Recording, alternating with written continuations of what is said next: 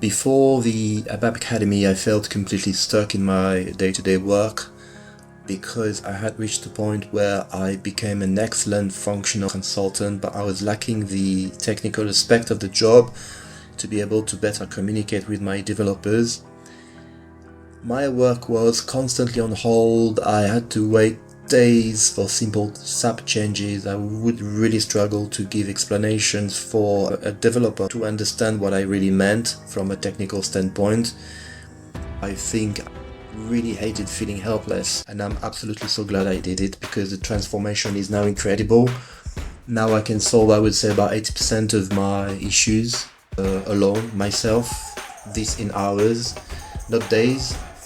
The best thing is I am able now to debug on my own, read the code, understand the code, and fetch much better structured information back to my developers. Professionally, I would say it has also opened doors because I have been able to get an increase of 20% of my daily rate as a freelancer, and I think that more importantly, personally, my confidence has gone through the roof because not being able to express myself at a technical level was a big hindrance for me. Guys, if you're on a fence, just do it.